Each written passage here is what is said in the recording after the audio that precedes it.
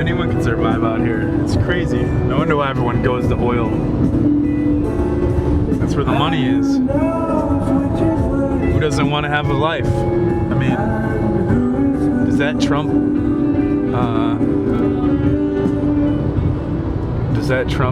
killing the environment? Well, if you believe that it won't harm the environment, I don't think it's bad, right? It wouldn't be bad. You gotta survive. You want to have a family. You want to be able to eat. You don't want to live in squalor. It's a basic human need. So that's what we're up against.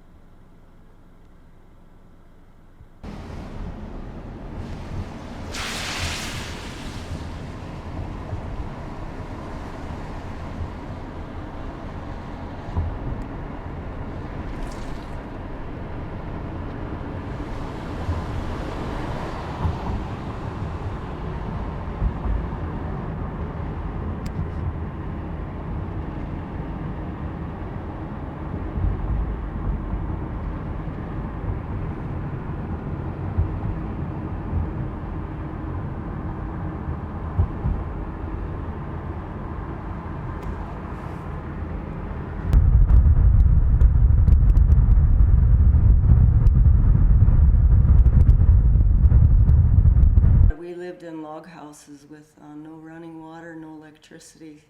So we used to pump water, chop wood, haul water, and just to keep warm we had kerosene lamps and a transistor radio. But to me that was good. But when we were put in a boarding school, it was kind of traumatizing because there were these white walls. We were inside, it was white walls, and the most interesting thing for me was the stairway. I would be in the stairway and I would step up and down the stairway. And it was so interesting how it was built. So I learned to the socialization of caring for other people and just to get along in the peer pressure. The Great Sioux Nation covered Canada, Montana, Wyoming, North Dakota, South Dakota, Nebraska, Minnesota, part of Iowa. You know, that was the Great Sioux Nation at one time. The Great Sioux Nation covered Canada, Montana, Wyoming, North Dakota, South Dakota, Nebraska, Minnesota, part of Iowa. You know, that was the Great Sioux Nation at one time. Slowly through history and time, it was sized down. So now there's little patchworks of reservation that you can see on the maps. So Rand McNally maps, you could see it, the discolored areas of the reservation. So I tell people it's just patchwork now, but that used to be the Great Sioux Nation. during the evening, it's the same thing again. Trying to stay warm, look for food, shelter.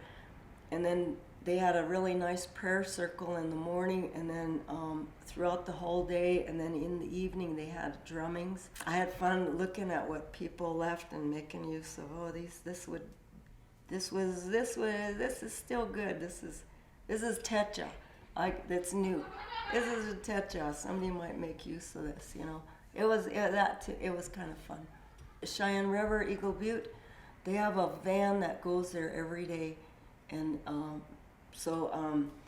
they take people there to spend the day, or drop people off to spend as long as they want, and then they take them back to Eagle Butte. A lot of times, I don't know if what's true or what's exaggerated or what's yeah. So, yeah, it's hard to tell even at the camp. It's hard to tell what's going on because everyone's saying a different thing. I paint buffalo drums, I do buffalo robes, and I do ledger arts. So I've been doing this for 24 years now, and I've been painting and drawing for 24 years. I'm self-taught, and I've always wanted to do that. I wanted to brain tan hides and stuff, but I never got to do that. But maybe someday I might do that. But now I do. I paint drums. I paint. I have a website. I got a website, dakotadrum.com. Tamales.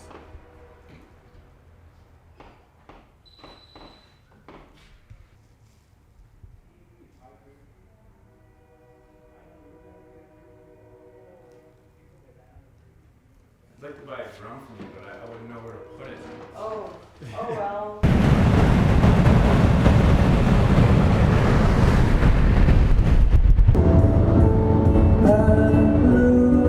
I don't know how anyone can survive out here. It's crazy. No wonder why everyone goes to oil. That's where the money is.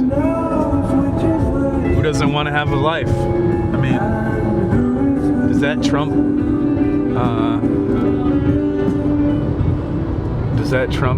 killing the environment? Well, if you believe that it won't harm the environment, I don't think it's bad, right? It wouldn't be bad. You gotta survive. You want to have a family. You want to be able to eat. You don't want to live in squalor. It's a basic human need. So that's what we're up against.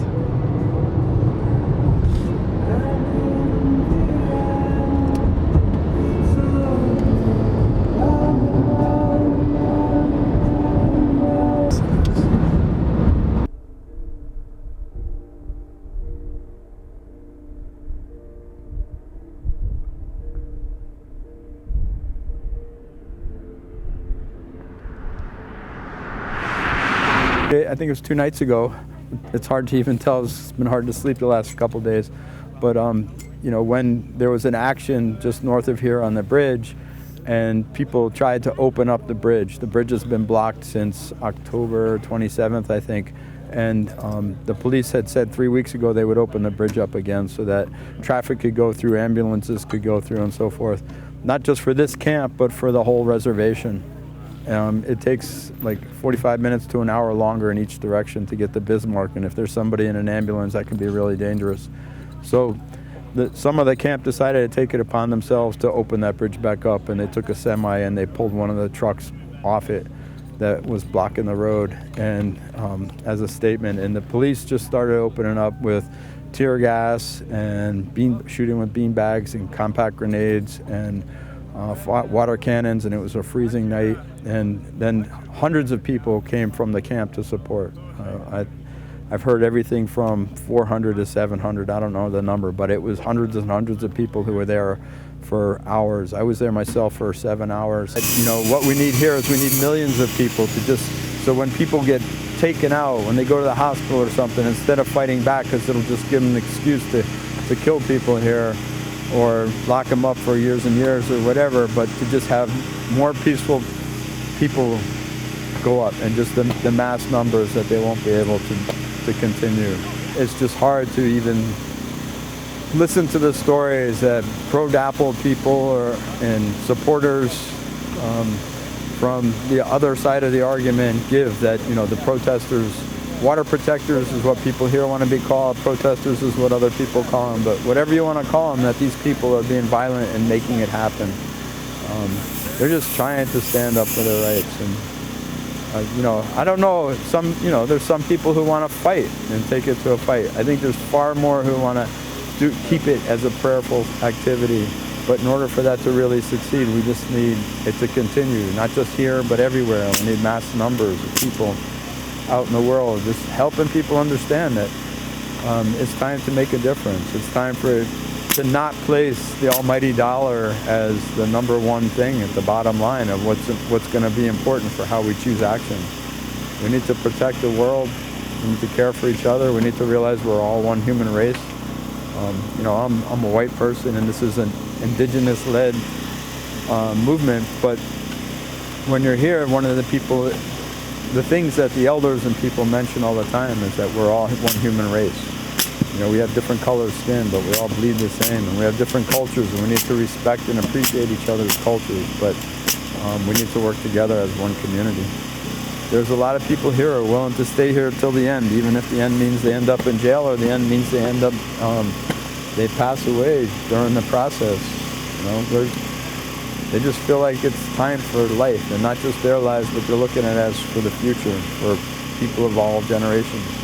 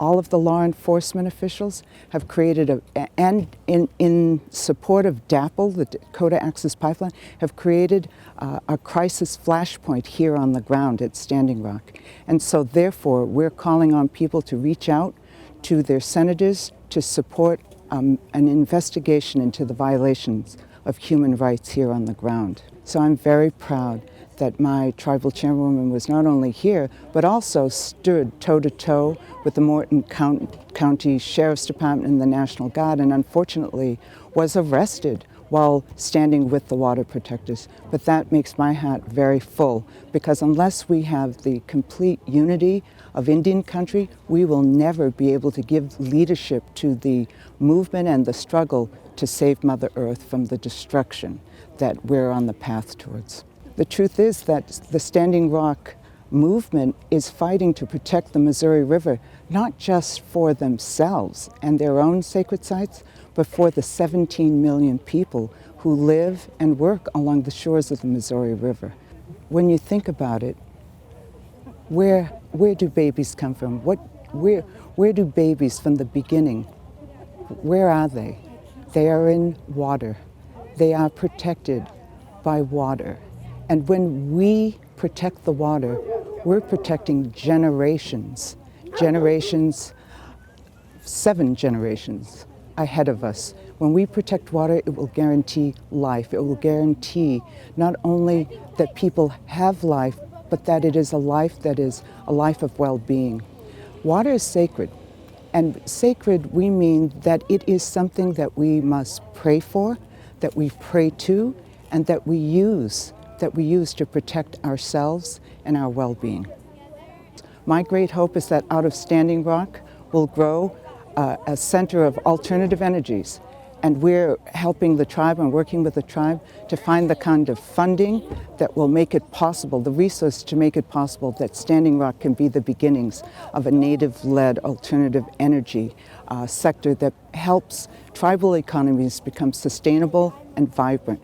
But the truth is that philanthropy gives less than 1% of all the money that they give to Indian country. First, they raided the North Camp. We set up camp up there, and they raided it, and they put the people they caught, they put them in dog cages for 4 or 5 hours, and they strip searched the women, and they tore up all the tents, which isn't, they pulled guys out of sweat lodge. They broke their pipes. They scatter all their belongings, everything, peace pipes or anything they have, they broke them up. And it's just, it's not called for. This is a non-violent protest. We pray every morning, every meetings we have. When we go up to the front line, we pray. But what I'm afraid of is they're going to start using bullets pretty soon here. And they're going to kill a lot of us. I used to think that they're here to serve the people. They have on the sides of their vehicles to serve and protect. I didn't know they're supposed to protect these big corporations hurting people. It's not just natives here. There's people from all over the country that are here, and it's not right for the government to be doing this to us. All the reservations, they pipe this water into our reservations. Rosebud, Ogallala, all the way down the line. The reason for that is they're digging uranium around our reservation, so the water's getting contaminated, and they don't want us to drink the well water, so they pipe this Missouri water into our homes. And if that line breaks, it's going to go into the Ogallala Aquifer, which could turn this whole Midwest into a desert in the future. These corporations, big corporations, looks like they don't care about the human life. All they're after is the money, and which to me, it's not right. I'm going to be 70 years old here, but I'm here. I had pneumonia twice now, being out here, but I got grandchildren, I got great-grandchildren, and I just can't see, that oil line being put under our drinking water. That line, that pipe ain't gonna last 2 years because they're putting it in really fast, and the material they're using is not up to what it's supposed to be. So this inspector from there told us that that pipeline ain't gonna last for 2 years. Mini Wichoni is life. If we don't have water, there won't be no life. I know we all depend on the vehicle. We get in our vehicles and we start it up. We all use it. We heat up our homes. But there's got to be other ways. There's solar. wind, steam, something. People are smart now. They could think of something, I guess, but every time they come up with something, the oil companies buy the rights, and that's the end of it, you know. The natives, a long time ago, my grandfather and them, they talked about this black snake. I don't know how they knew it, but they said a black snake is going to come through and it's going to kill a lot of people. And we're almost to that point now. So we're not here just for the water. We're here to, you know, try and do something to heal Mother Earth. We don't need to be draining her blood to run before we pray, or if we're gonna, in the mornings when we get up, we smudge ourselves with sage and cedar, is to, you know, cleanse our souls, you know. It's not for our bodies, it's for our spirit. What's smudging? That's when you light it and, you know, you inhale the smoke. That's smudging. Well, I was there Sunday night. I was on the bridge. I was not right at the front lines, but I was there to support them. I would say, in the middle, and I was horrified by the acts of violence that I saw. And I was absolutely stunned by the repeated exposure of water, by the spraying of water on the crowd at sub-zero weathers. I saw elders who were sprayed with water and continued to stand there for hours. I saw young people who were sprayed with water and continued to stand there for hours. And I was completely distraught by the acts of violence. What we saw was nothing short of warfare. They were on the bridge because they were in prayer in support of a Native American who decided to move the trucks which have been blocking the road for weeks now. And the Morton County Police said that they would remove those trucks, and they have not removed them. And these are trucks on a public road which is blocking general public access and emergency vehicles. So the Native Americans, which live closest to this part of the road, it's obviously a barricade by the police, decided to move the trucks so that the general public and emergency vehicles could have access. And other people went there in prayer in support of that moment, and they ended up getting tear gassed, shot with rubber bullets, sprayed with freezing water, which we believe had chemicals in the water, and other repeated types of harm and violence against peaceful people. The water protectors are there, and I was there to support having clean water, to stand up to this corruption that is happening. Corporations are bullying governments or are convincing our governments, our local police, to be against us rather than for us. Those are taxpayer dollars policemen. They're paid by the local county and should be protecting the people of this state rather than against us. And so this is upside down and inside out. This is absolutely the wrong way that things should be. And that's why this is getting international attention. People know that when people stand up to protect water, that they should be supported, not vilified, not harmed, not be shot at. A young woman lost her eye. Another young woman lost her arm. You know, there are women that are being shot at in the private parts, and the policemen are laughing while they are doing this. This is horrifying. This is acts against violence against women. Being here is changing me because they have such reverence for the earth, for human beings. There's a decency when you approach somebody.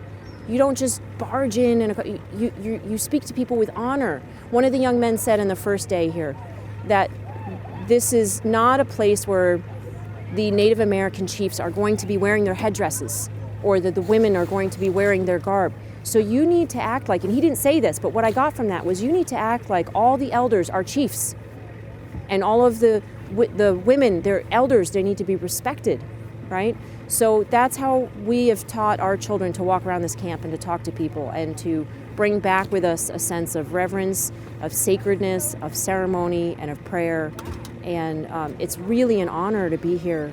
It's just incredible. This is an incredible thing that's happening. This has never happened before. When people are spraying an elder with water and the people stand beside them and continue to pray and they don't lunge at the policeman to get them to stop, that's extraordinary. I used to think I was pretty fearless. No, these people, these water protectors are fearless. They are incredibly tenacious. It was a 12-hour confrontation. 5 o'clock at night till at least 5 o'clock in the morning.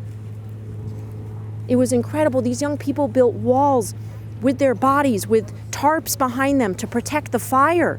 And they were repeatedly sprayed with a high-pressure fire hose. The policemen were not able to extinguish that fire. The young people stood and protected that fire. They protected their life. And that fire was to prevent them from getting hypothermia. They were not setting fires, like CNN said, to, destroy property. They were setting fires to prevent themselves from getting hypothermia, to stay warm, to be able to be out there in prayer. And what really got me was around 1 o'clock in the morning, they were spraying that group of people again to try to get that fire out over and over again. And then they started shooting them with rubber bullets. And I saw them start to fall. I was so angry. These people are maybe 20 years old. They're unarmed.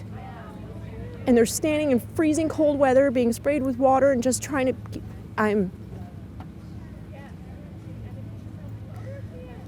And then a woman being hauled off that got shot in the head, and I said, what is this for, right? I wanted to go up to the policeman and look them in the eye and say, what if I was your sister? What if I was your daughter? Please go home, put down your badge. Don't come back tomorrow. You don't have to do this. They were macing them. They were using flash strobe lights to try to give them seizures. They were testing this LRAD, thing that puts loud sound out, and if you do that repeatedly, people vomit. There was no sense to the situation. So I personally did not go right up to the policeman and say that, but I know other women who did. I pray that every policeman that was at the front lines or is called to the front lines will say no. That is not what I signed up for. That is not what I came here to do. I have a greater purpose in my life, and that is to go out into my community and to protect the local community from any drugs or violence that are happening within my community right now, and not to go out and be aggressive towards people who just want clean water. We absolutely can power the entire nation on solar, which is a very small part of the state of Arizona, right? Very small part. And wind. There are other solutions other than petroleum, which pollutes the planet. That's my prayer, that we find other solutions. What I would like people to know is that there were droves of people coming up to the bridge to this action, bringing blankets, bringing ponchos to protect the water protectors from water, bringing hot soup, fry bread, oranges, hand warmers, and buckets of coats. Because what the water protectors would do is they would go up to the front and pray, and they would chant, and they would get sprayed with water in the sub-zero freezing weather until they could stand it no longer. Then they would go back and warm up at the fire that was built on the bridge to keep people from getting hypothermia, and then the supporters would bring them another coat. They would take their wet one off, put another coat on, and go right back up to the front again. The coats that have been donated here, there are tents filled with coats that people have sent from all across the country. And those coats are going to good purpose. I want people to know that. The organization here is amazing. People coming around with sage so that you could cleanse yourself of the negative energy. People coming around with water bottles. When I got tear gassed, I was standing in the middle of the bridge. I was standing in a place that was, legal to be standing on. And still a tear gas bomb grenade came and went off, and I was choking and convulsing, and my face burned, my eyes burned, my throat was constricted, and people came out of nowhere and poured, tilted my head, and they poured water all over my face and helped me. And there were people all over the bridge helping the water protectors as well. It was not a riot, and we were not trapped on the bridge. We were there willfully, and we were there praying and chanting. There were 1 or 2 people that were getting a little mad and swearing at the police officers. Yes, that did happen, but that was because they just saw their sister being shot in the head with a rubber bullet. Right before she walked by the first time, somebody came up and was like, I just want you to know that I've been watching you. That gets that close. This should get close to. I don't understand. Huh. Oh wait, maybe we could do this.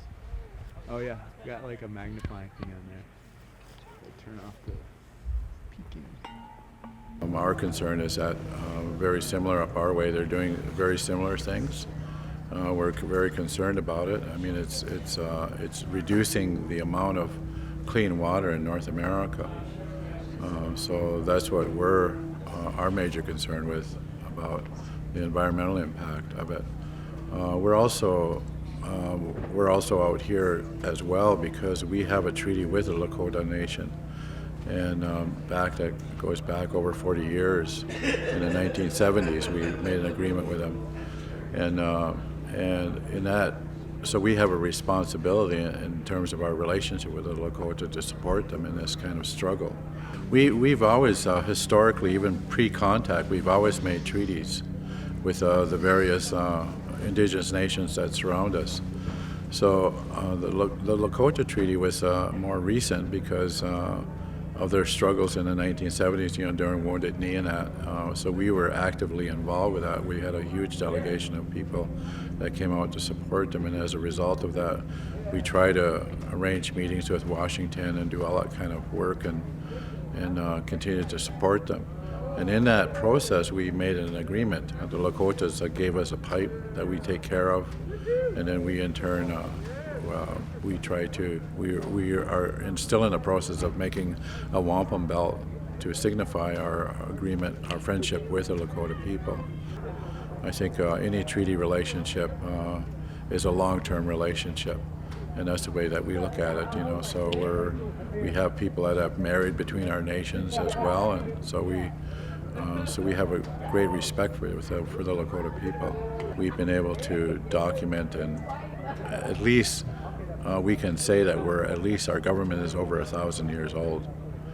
And so we are structured originally was 5 nations, and in 1734 the Tuscaroras were recognized as one of the nations, and so today we're called the 6 Nations. The Tuscaroras came in when they moved up from North Carolina, escaping the invasion, and they lived among us, and we adopted them and made them one of the nations. Historically, we had over 82 nations that were what we say found shelter under the tree, is the way we term it.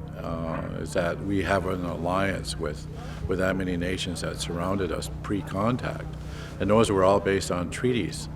And the primary focus of that treaty was what we call the dish with one spoon.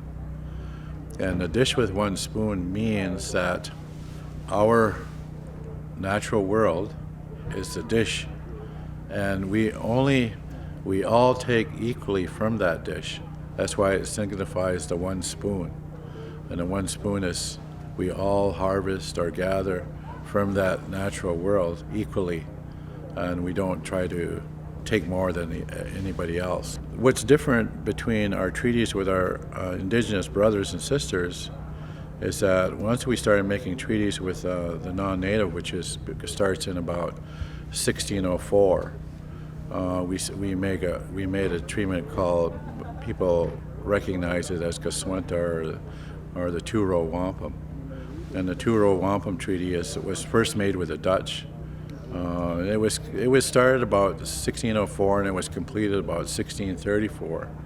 And it was really a treaty that is a wampum belt that's white and it has 2 purple lines going on it. And what that symbolizes is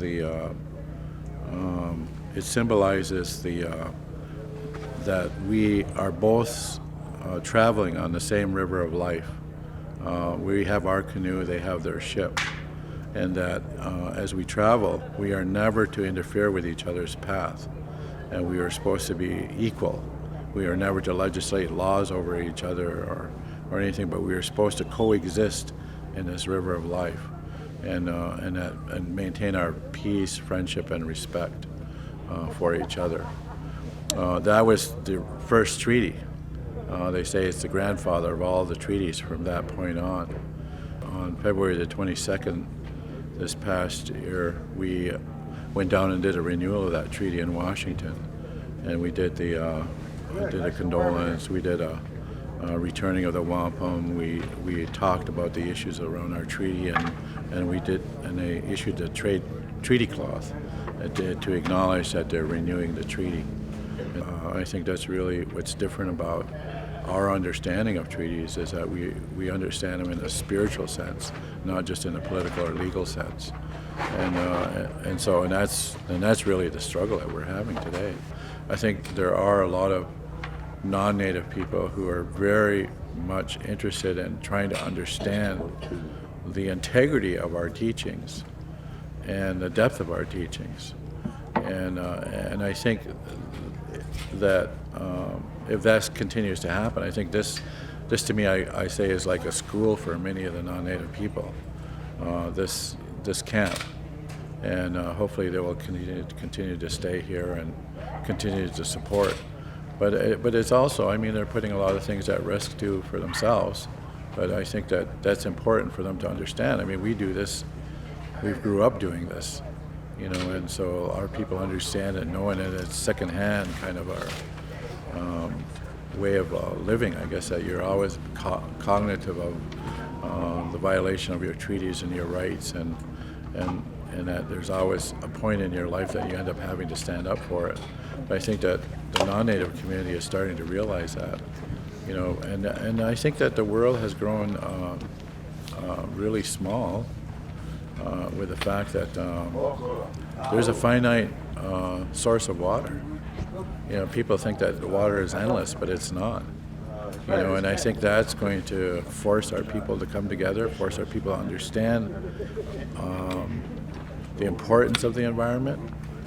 And I've always said that we can never really have a genuine relationship with Western society or the non-native people until they have a relationship with the earth. You know, and that has to come. They have to understand the significance of that if we're going to make a difference. You know, and I think that there's lots of education around it, and certainly there's we're running out of time too for for that matter as well. Most of the food today, all the processed food, is dangerous for people. I mean, that's the cancer-causing elements that are in food today is just horrible. You know, this new Cynthia drug that's one of the companies is using for insecticide remains in the food. You know, and that's probably the most recent discovery, and it's really directly related to cancer.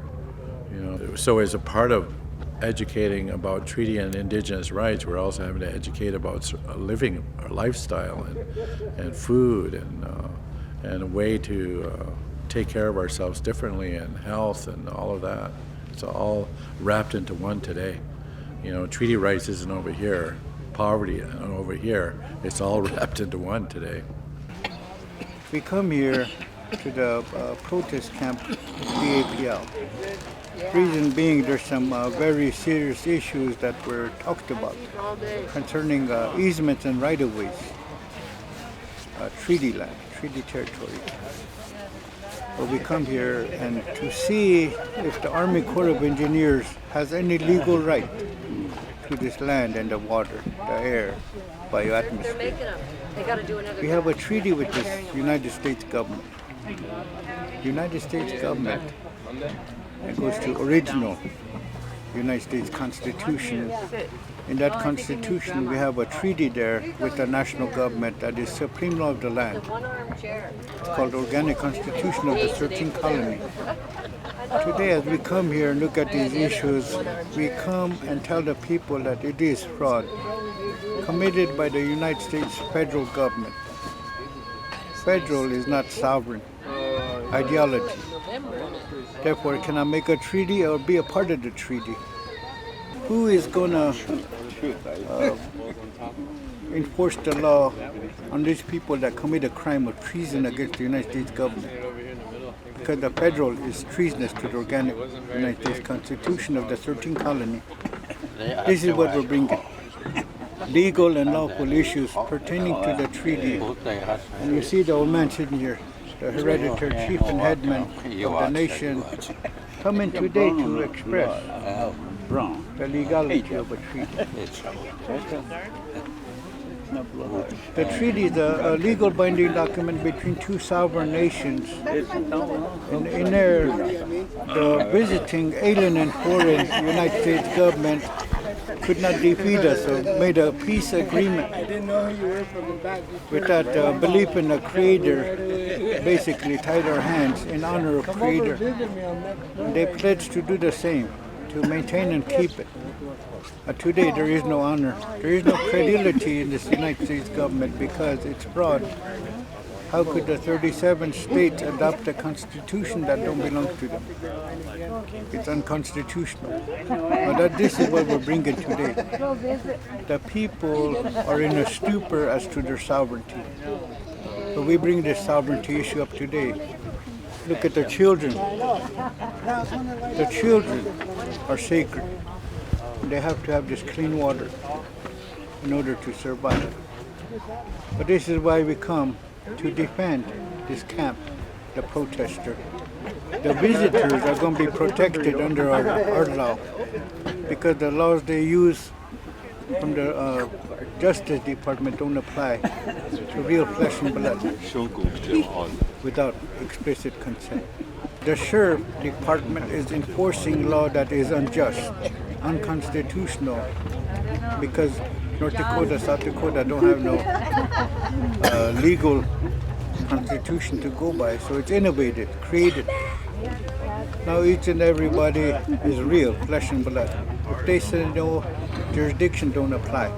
That's what we're bringing. So once the people get educated on this and say no, they cannot use their law to do what they're doing. Corps of Engineers don't belong here, that's the military. Same thing with the governor's martial law. When they bring these issues, then fraudulent conversion, conveyance, turning a real flesh and blood being into artificial, name and number, paper Indian. And that's what we're bringing. And today we're here in defense. We're going to defend the protesters. We're going to defend our relatives because they do not understand. By treaty. You know the story they tell you? The treaty is a very sacred document to us because we the people, Lakota people, believe that it's a covenant because the sacred chanupa was used at the time the treaty was signed. So to us that is very, very sacred. And it appears that the federal government does not consider sacred anything.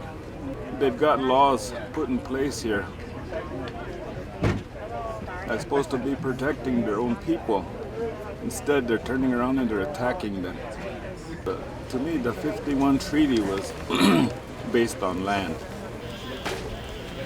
And then the 68 treaty is a covenant that covers everything. The sacred chanupa was used at the time the treaty was signed. And we're really wondering how this whole matter is going to come out because our grandfathers handed down to us knowledge that the first sacred 68 treaty was taken back to Chicago by the military, and then it was changed there. The one that our forefathers signed and agreed to had only 5 articles written in it, and they added on 12 more articles from Chicago, and they took it back. So our people called that the Chicago Rewrite. The Chicago Rewrite Treaty. Our people never agreed to that because the 17th article in that treaty says that all treaties are abrogated. But when we question that, how it was abrogated, they try to take the whole issue into a different subject. They don't want to answer it because if it's going to be abrogated, we believe that 3/4 of adult males should have been okayed that, but they never did, and they can never show that.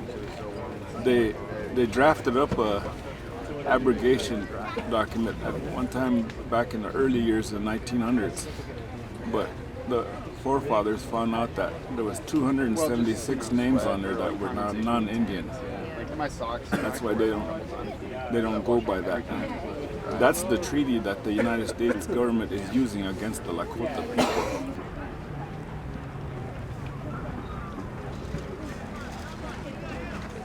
Yeah. Told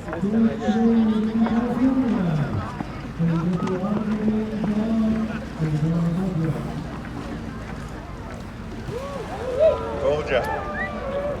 I was sorry that. So I said there would be 10 our numbers today. are growing. They're growing more every day. The veterans who were planning to come on the 5th, who will be coming here to this camp, will be presenting a gift. And Anna has a friend leaving at midnight tonight to go to Albuquerque, so she'll be going right by Denver. We are the only people who have defeated the military.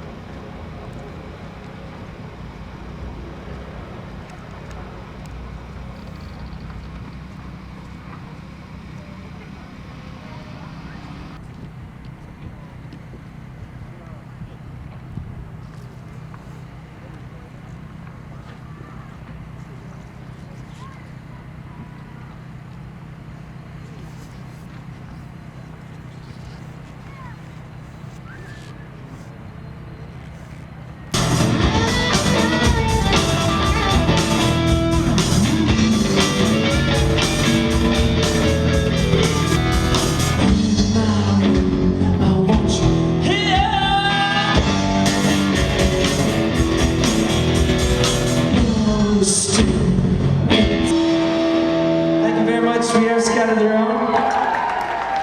So for me, I want to encourage everybody to remember that we're one race, we're the human race, and we shouldn't be racing each other. We need to work against poverty, that's the real enemy. And one more thing, we can't have peace without justice. And we remember that every morning that we are protecting Mother Earth in a just way. So therefore the law enforcement should be peaceful. We're already peaceful, right? I love every one of you. I'll see you next time. He just wants his people at peace and shackle free. He just wants his people to at least have a peace. They were searching for St. Passage through the valleys, through the back trails, through the canyons, acted as an alley. They made his reservations on paper, the tab and cancel speak. Master Chief, samples the piano key. We have survived. Some thought we died, but we still here on the rise, still alive. Through the genocide and apartheid. All indigenous tribes here will survive. Make some noise one more time for all the people in the front lines risking their lives right now.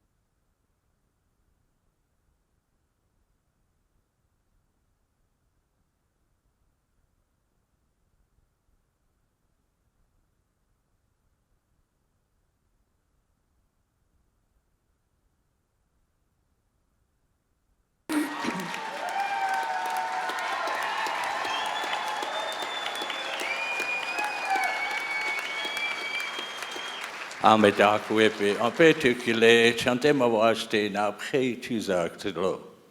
I'd like to give you that traditional greeting in one of the classical languages of the Western Hemisphere, known as Lakota. And I said, hello, my relatives. Today is a good day. My heart is strong, and I extend my hand in friendship. That's the way we traditionally greet people. We don't greet them with tear gas. We don't greet them with smoke bombs, but we greet them with kind words.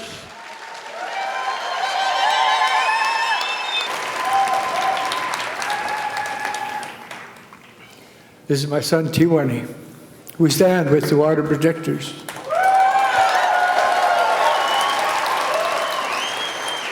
Water is life.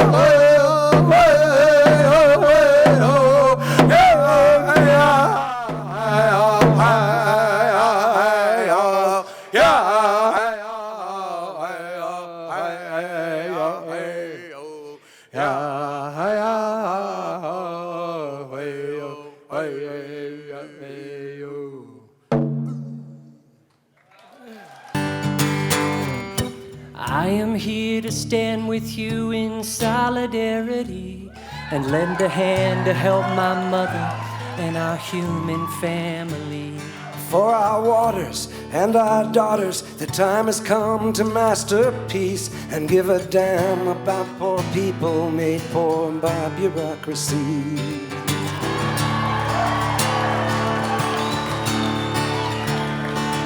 We stand waist deep in rivers, and through the winter we will stay.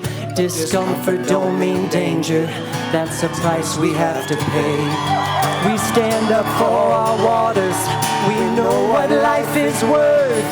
Yeah, in our hearts we know it's right to stand up for the earth. We are strong, we're standing tall.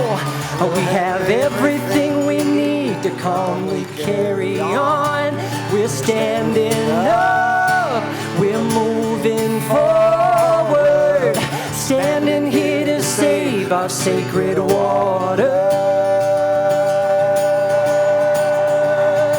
Nothing can stop us now, 'cause we are strong.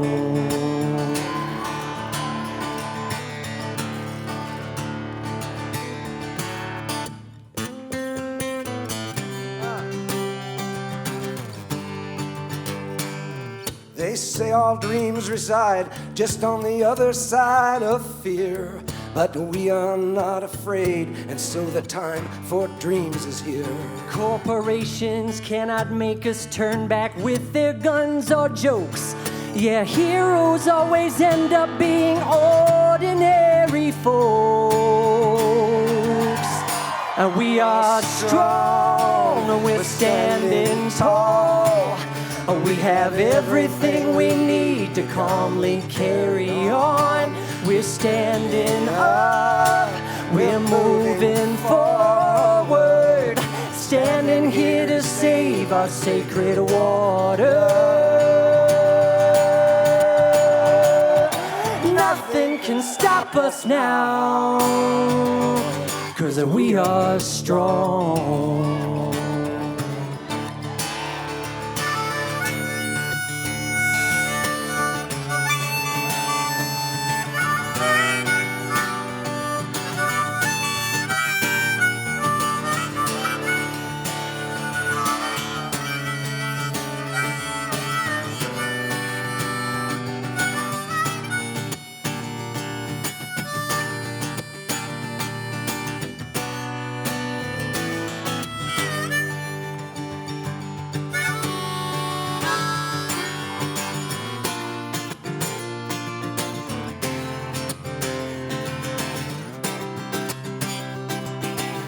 Make some noise!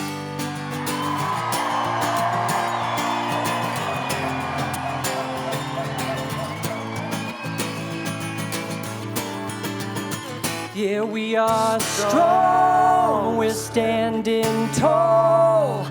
We have everything we need to calmly carry on. We're standing up, we're moving forward, standing here to save our sacred water. Nothing can stop us now, 'cause we are strong.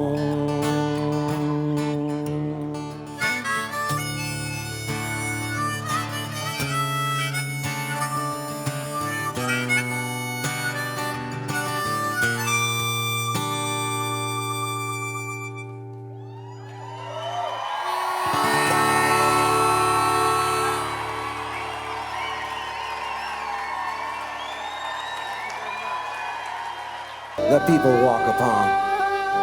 We are the land. How do we sell our mother?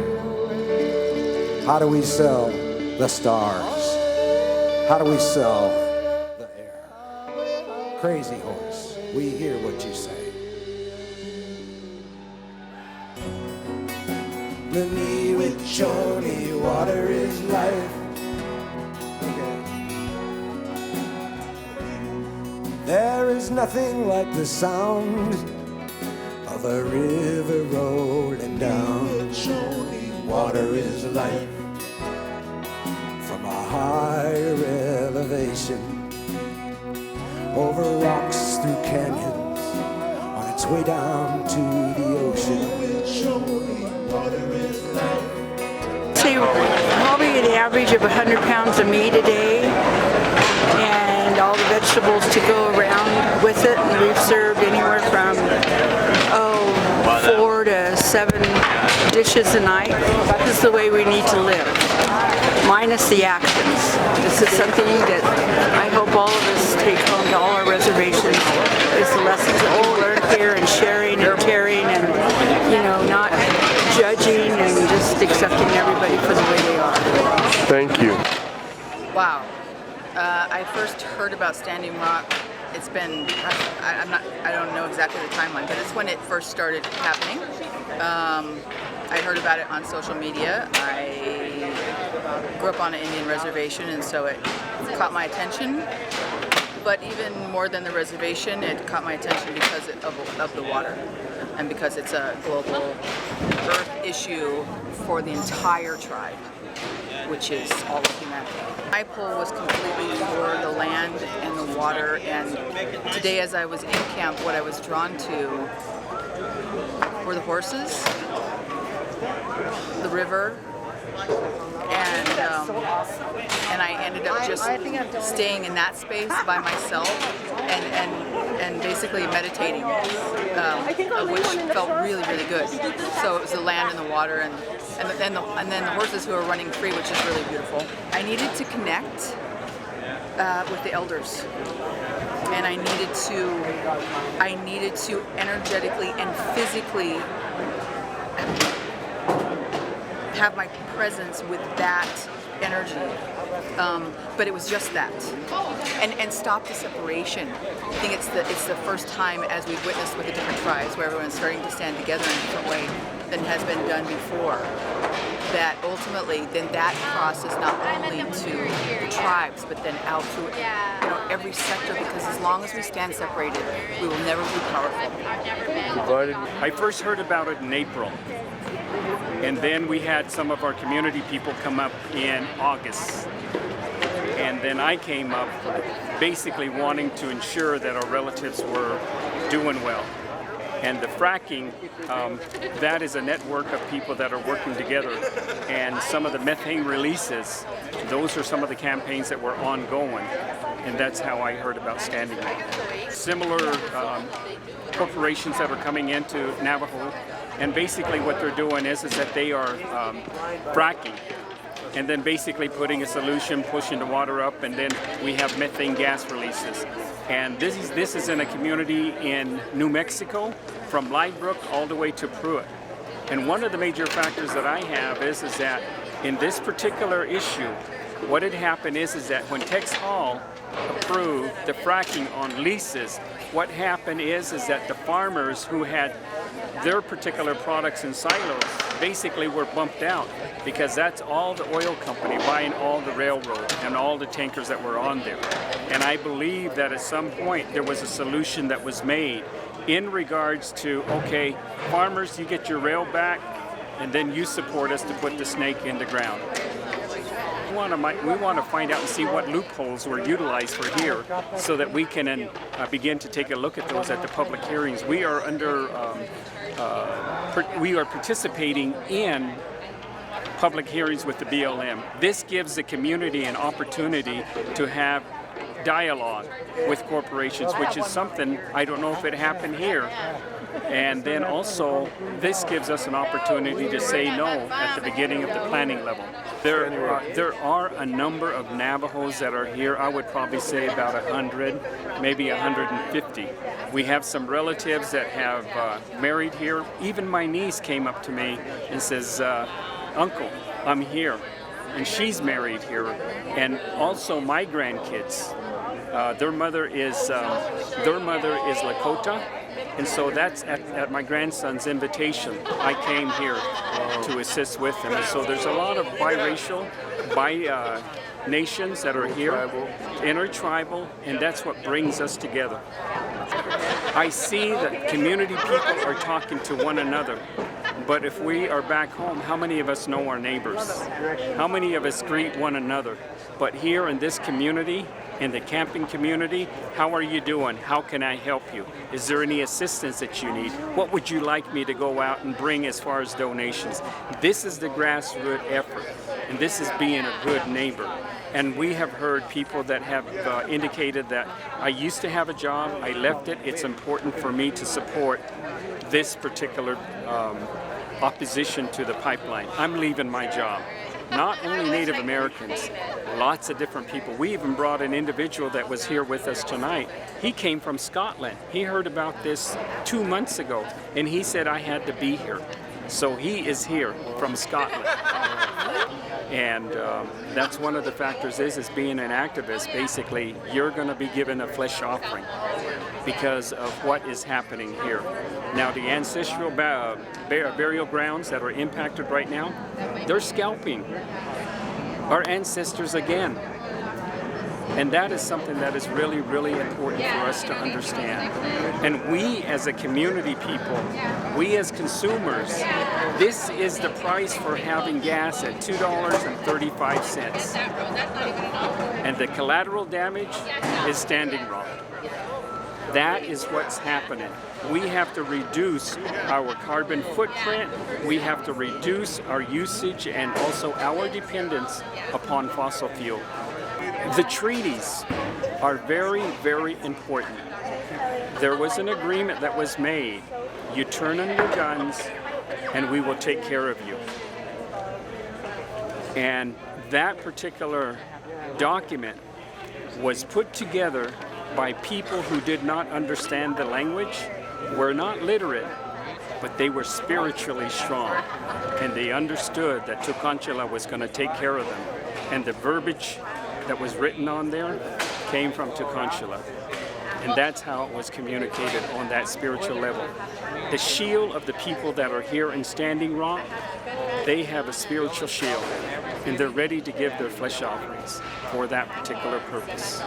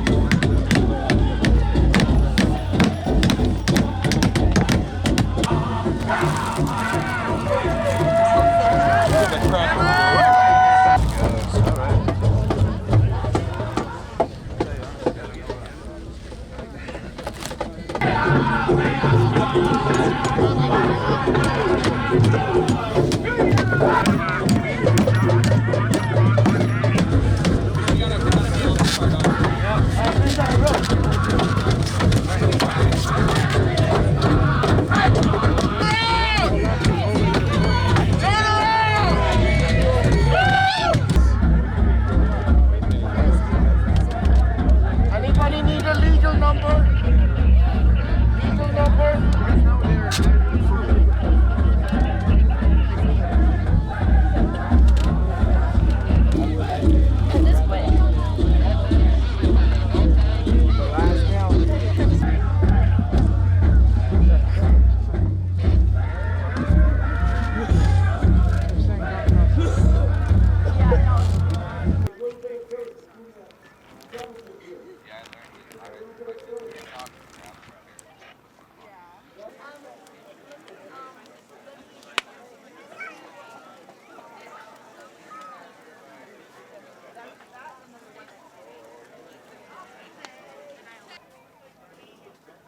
My skin red, I bleed red, I'm seeing red.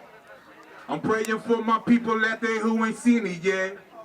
His blood is cold, he's living lies forever told by his ancestors 500 years ago. Yeah, I said it, got my peoples getting restless, making money off of land, and we ain't even on the guest list. Carry on traditions of a racist ass pilgrim, and I know they really love it when my people play the victim, cause it makes it seem like we folded under pressure. But we're up to bat now. No more playing catcher, cause we see the bigger picture that we have to capture. See how quick we get together, man, we out to get you. Hey, you can lock us in jail and throw away the key. Take away my rights, but you ain't stopping me. Cause I've been quiet for too long, it's time to speak. We gotta stand for something to keep us free. I'm out of no more. I'm out of no more. I'm out of no more. Yeah, I'm out of no more. I'm getting aggravated. My people saying chill. I feel my heart breaking, but I don't need your pills. I need my people strong. The hearts of many men. He letting women die outside of the parliament. Opposition's only siding for their benefit. The only ones we really got is us, and that's so evident. Before we take a stand, remember to get educated. Once you understand the message, go and share it with your neighbors. Basically, we getting taken hostage for our land till they sell it up for profit. Now they got the upper hand. But trust me, we can stop it. I'm thanking the Forest Sisters. Dear Mr. Oil, we all coming to get you. Hey. You can lock us in jail and throw away the key. Take away my rights, but you ain't stopping me. Cause I've been quiet for too long, it's time to speak. We gotta stand for something to keep us free. I'm out on no more. I'm out on no more. I'm out on no more. Yeah, I'm out on no more. Hey, much love, fam. Under it. Brothers and sisters, they're moving the bridge across. Please know the risk. Please stay in prayer. Stay calm, please. We do not want violence today. This is a day of mourning. Remember that. We had masked people, our people, indigenous people, murdered. Genocide was committed against us. And they celebrate this day. This is a day of mourning. We gotta stay in peace. Don't forget that, please. I love all of you. We love you. Know your risks if you go across. Know your risks. I love all of you. Please make it home tonight. Your family will be waiting for you. Don't forget the attorney's numbers. Call them if you need to. You may get hit with rubber bullets if you're around the bridge. Remember to keep your brothers and sisters safe. If you see them struggling in the water, pull them up. Get them close to the fire. Make sure that they don't go into hypothermia.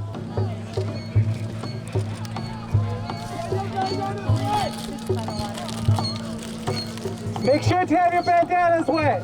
It helps with the mace staying out of your, going into your lungs.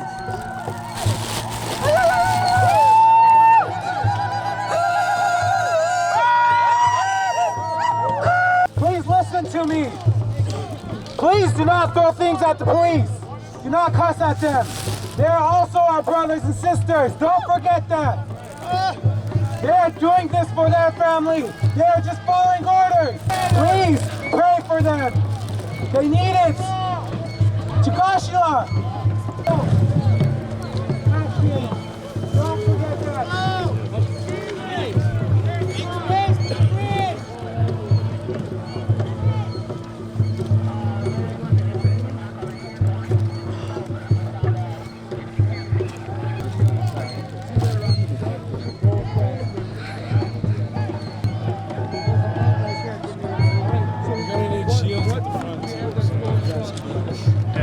You help anything? You got Bill Moore. Right.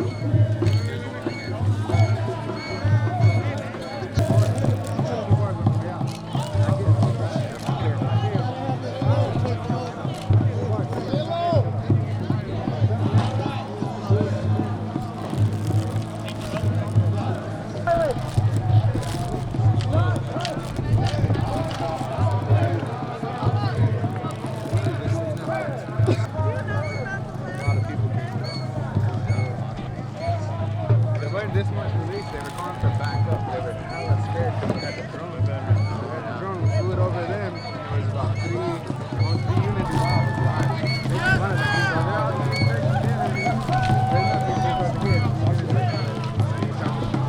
out. They got mad, and then he come down here. So if you go to drone to be wild, then you get a chance to go footage. Drone to be wild.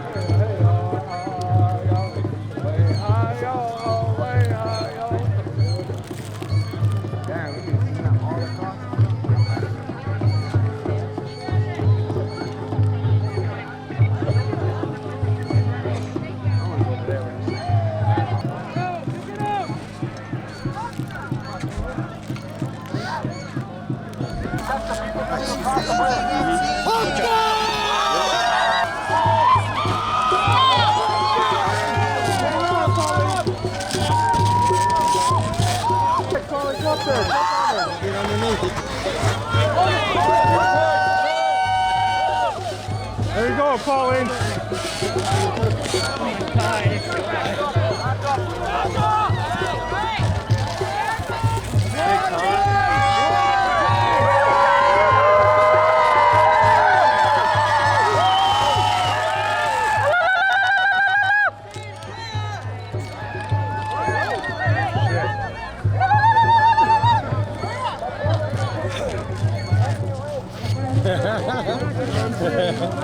You didn't know I'd be down here?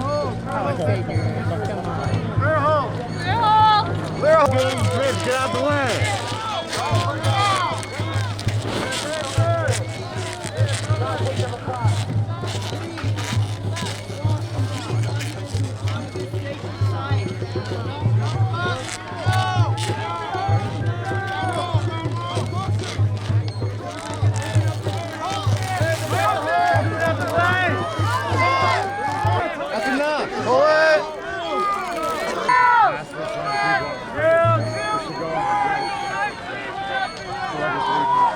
Start live streaming.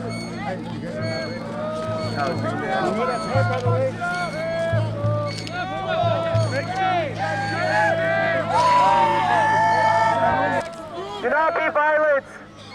Do not antagonize the police. Do not throw things at them. Do not curse at them. Pray for them. Pray for them that they will have compassion. That they will see what they are doing is wrong. That they will understand why we're doing this.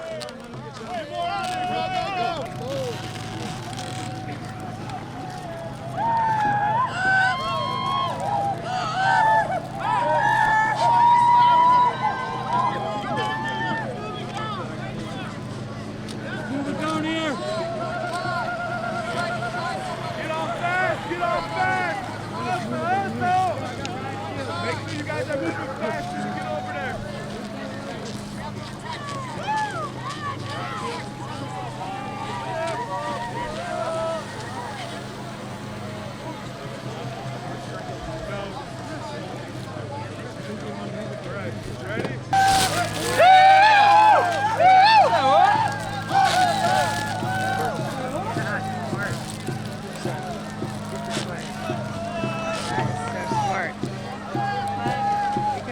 shorter distance. So you can walk right over it.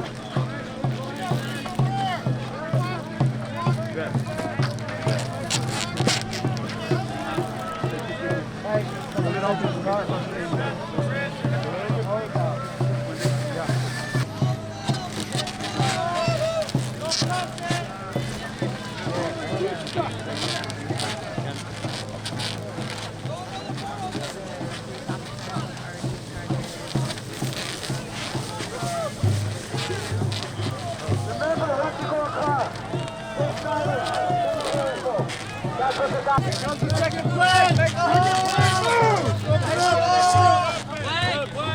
Watch out!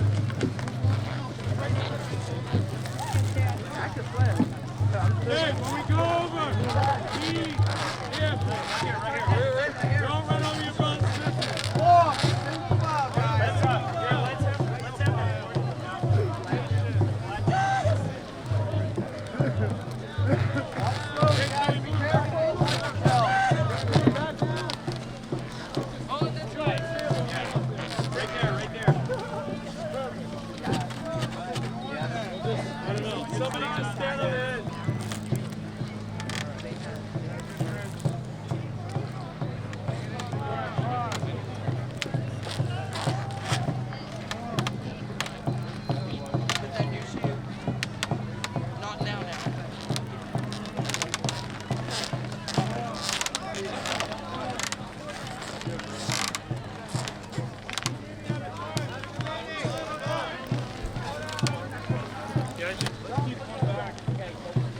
So make sure we spread it out a little more, please. Yeah, keep 10 feet between you guys. Yes, yes, yes. All right, coming down, guys.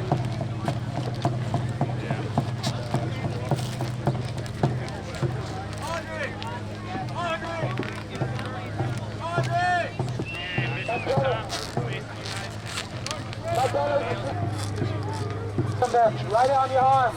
Write it on your body somewhere. Remember your list of once you go across, remember to stay silent, stay prayerful, stay peaceful.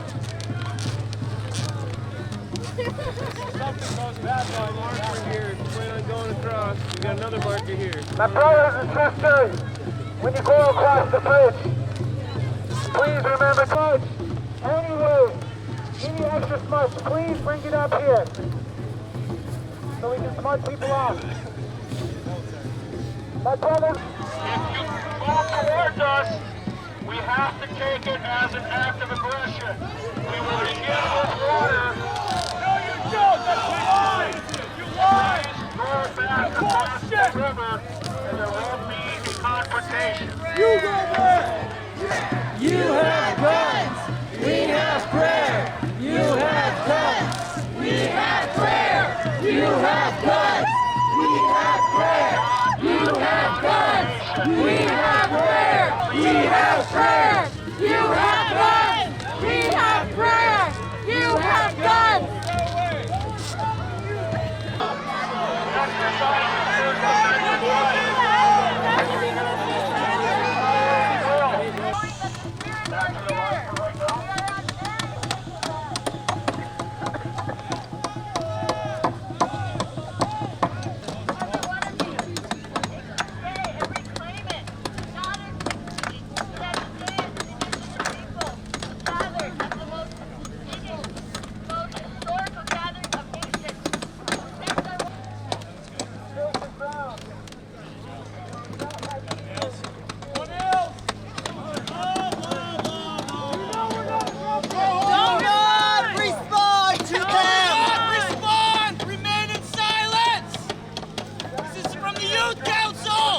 No power over us!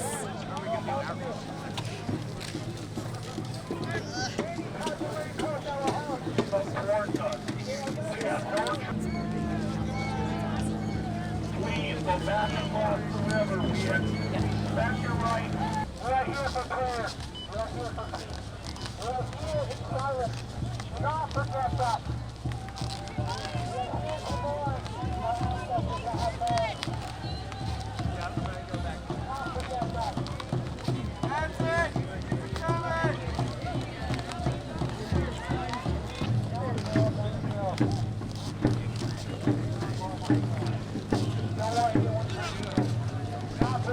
out of your shoe. Careful coming down here. Yeah. Smart footwear for that. Mine is pretty good, but I can step out of them.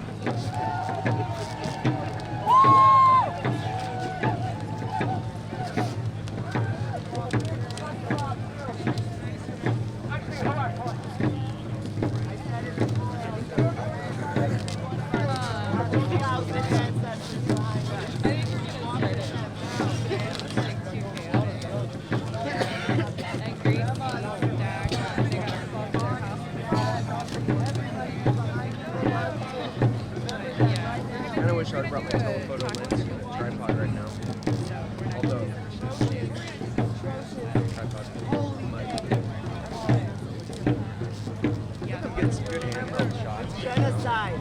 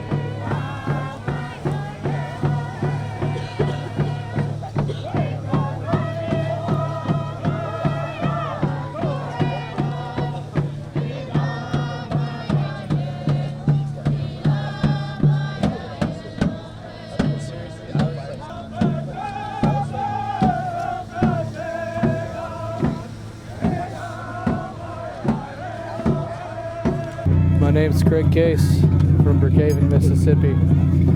Part of the reason I'm up here is because of the BP oil spill. A lot of people knew about the economic damages. What not everyone knows is that the corporation got to control everything about that spill. For the water, they dumped a chemical they made to disperse it. Some people believe it dissolved the oil, but it's still all at the bottom. You can read year-by-year coverage of its effects on the Gulf of Mexico at Mother Jones or Al Jazeera. And this happens all the time. You can look up the Exxon Valdez. And they lie, they cover things up, and they hurt people, and they fool everyone. They turn us against each other. And this pipeline, it's going to be like that, but in 17 million people's drinking water. And because of a lot of other reasons, I just couldn't stay away. And I'm not leaving until it's over. Well, I understand why. It's just for money, for maximizing profits. There's no need for it to endanger this water. Like, this is not like just any other thing. People say, you know, it's safer.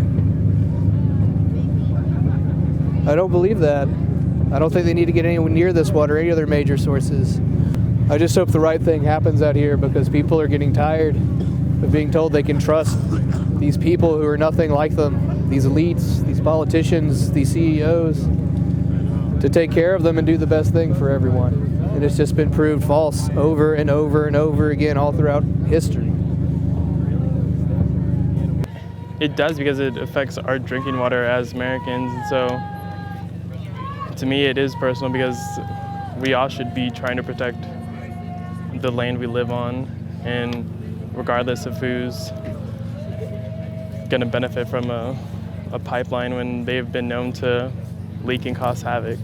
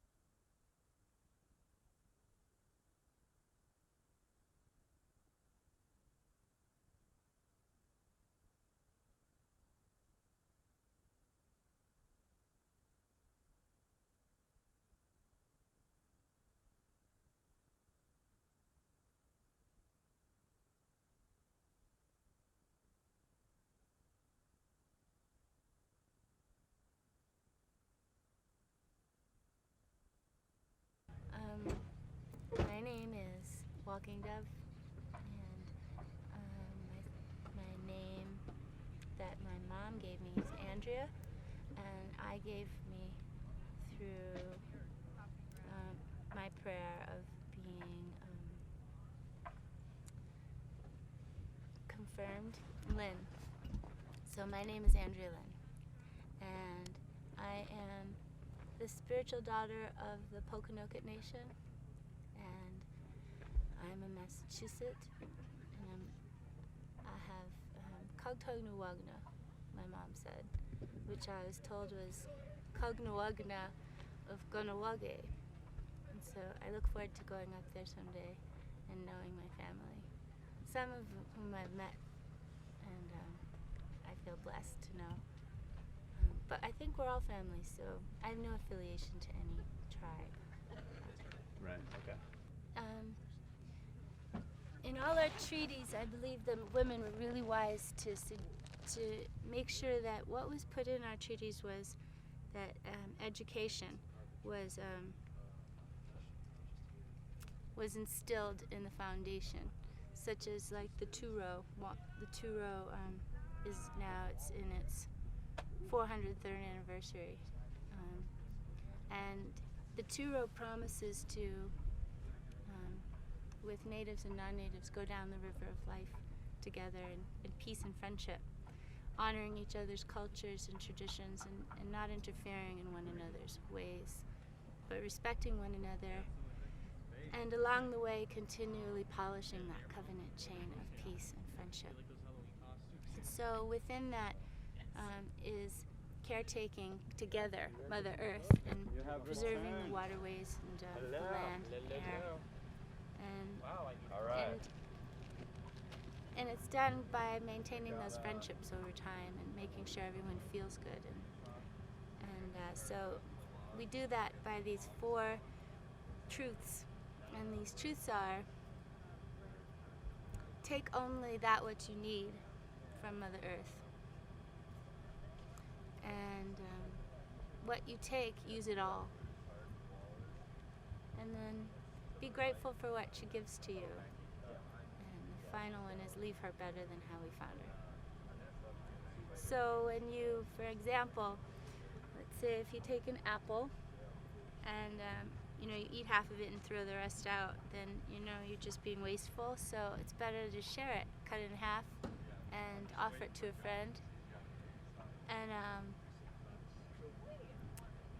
definitely say thank you to the Creator for making that apple and the farmers for growing it. And then, with the core of it, if you're going to compost it, then you'd be helping make soil. So those 4 truths, when given examples throughout life, will help us to sustain life for 7 generations. Take only that which you need. Use all that you take. Be grateful of what you're given, and leave the place better than how you found it. Do you have anything else you'd like to add? Earth that's really needing our care, Mother. And she's suffering. She's being pillaged. She's been being pillaged for too long, and we need to just stand up and fight with prayer back, and uplift her like she does with us, and help her find, a balance, because she's unbalanced now. Even the stars are different, in the sky, because she's tilted. And when you take too much blood from a human, what happens? You can't take uranium from the ground and expect everything to be okay afterwards, because that's part of her that she needs for sustenance. That's her food. And when we take it and abuse it and turn it into something that it wasn't meant to be turned into, we jeopardize our lives on this planet. We only have one mother, so we have to really caretake her. Ceremony? Well, we've been doing ceremony for months now, all over. The Narragansett of Rhode Island were up at the State House and gifted this to Standing Rock. Buddhist nun is quite amazing, yeah. she's the first woman who's built a peace pagoda in the world, and she's gathered people from all around to help build this amazing structure, this place that everyone of every walk of the earth comes, and it's a place of interfaith. But it's a Buddhist temple, a Japanese order, Ninpotan Mihoji, and her teacher, Fuji Guruji, felt the strong urgency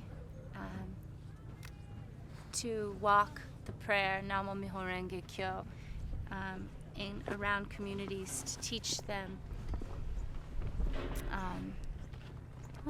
to share the message of peace, to share this message of means something different to each of us when we say it, but it's basically taking mud and turning it into beautiful lotus. You know, like that mud that we've been walking on every morning when we pray on the river. Taking that mud and reviving it into something sacred and beautiful. And from darkness comes light. From mistakes come understanding. So that's what here we are doing. We've made lots of mistakes on this land, and we're understanding better how to fix those mistakes and not repeating them, so they don't manifest continually. And then we manifest something more beautiful, like peace on earth. In the Haudenosaunee, they're matrilineal, and it's the clan mothers that maintain peace. So the beauty of that is significant in that they choose from a very young age the men, the little boys, based on their compassion and understanding and caring and listening skills, and then they train them and raise them to be the chiefs that are needed to run a matrilineal clan, tribe, and it's the women who make the most important decisions and voice their beliefs, and it's the men who carry them out. So the men protect and honor and serve the women so that the women, can continue to create and continue to heal Mother Earth. Yeah. So that's important, very important.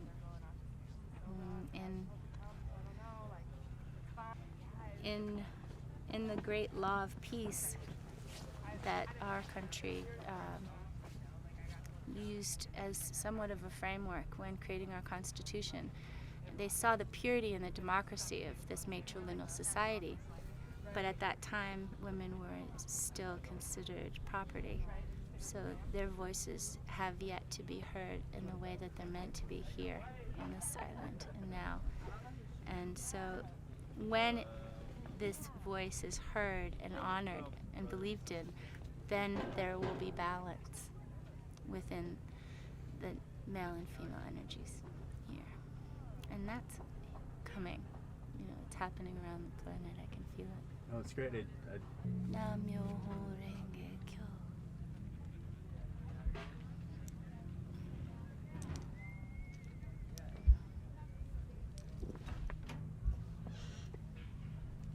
Thank you. Tabatni. Akani. Thank you. It can be translated as from mud comes white lotus, I've heard.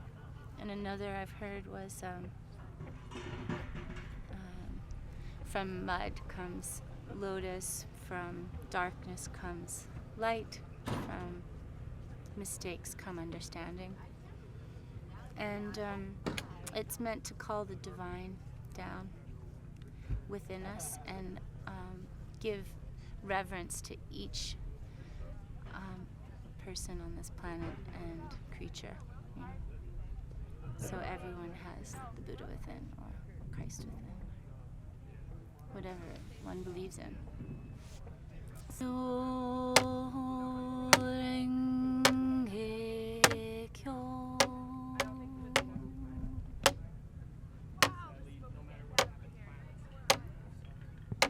Nam-myoho Renge Kyo.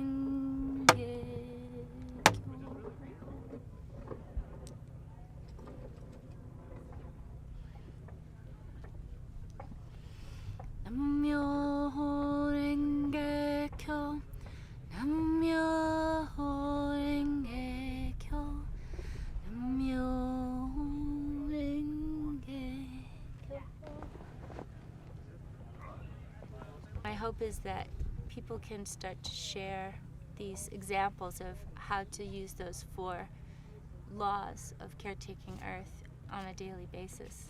Taking all that you need, only that you need, using all that you take, being grateful of what we're given, and leaving Earth better than how we found her.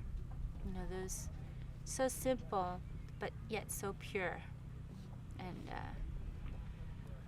once we educate the 7.2 billion people on this planet on how to do that, then we'll be all right. Every way you can imagine. Every way you can imagine that's human. From overwhelming, like, joy, I mean, that's not even a good word to describe, of realizing teachings that they've received from their whole life, to being in the moment of coming here, driving down Flag Road and realizing that these are moments of what they've been hearing from their elders for their lifetime, to heart pain, you know, people coming and letting down, you know, carrying a lifetime of pain and coming here, and then it just comes out, to disappointment, to being confronted with what it feels like to be in a situation where they're having to be presented with looking at their entitlement, what it means to be from a white society. Everything is here. The Native person, and I can only speak from experience because I can't speak as a Native person, but being among Native communities for the last 20 years, it's just a known. And when something is known among the people, you respond to that known. And having been here from the beginning of that, since August, of where they call it the call out, where the call out is put out, the people responded, and them coming in to be here for the prayer and to support that prayer based on their understanding of what that means and what that means to be here based on the history that's connected to here specifically. You show up because you know and you understand deeply what that means. And the response to come here was for the Native people, and it's a long journey of having come here to support that voice, because my journey has allowed me to know that in order for us to make a shift, to live sustainably and to support the natural order of life on Earth, for it to survive, comes from Native people and the Native voice. And that voice needs to be heard. And not only as an equal voice in a global community, but because of the urgency and the crisis we're in collectively, based on the environmental imbalance, beyond that Native voice needs to be heard way beyond.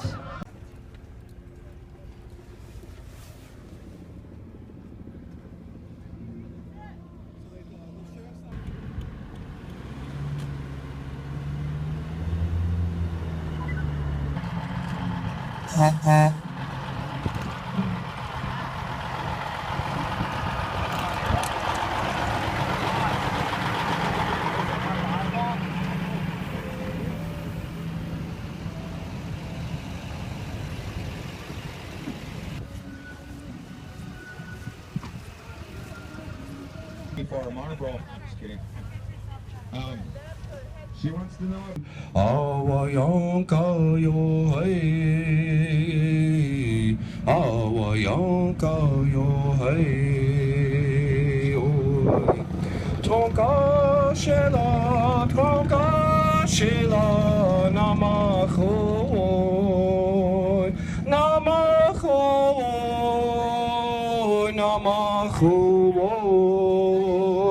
oh she a che, oh.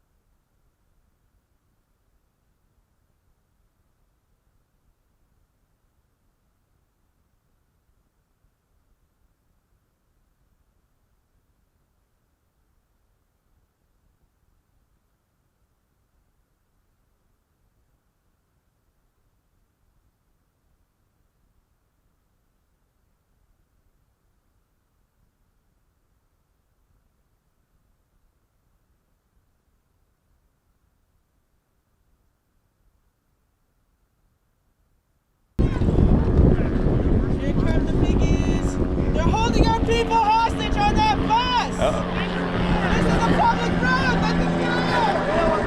thing. I guess that's funny. Is it in focus?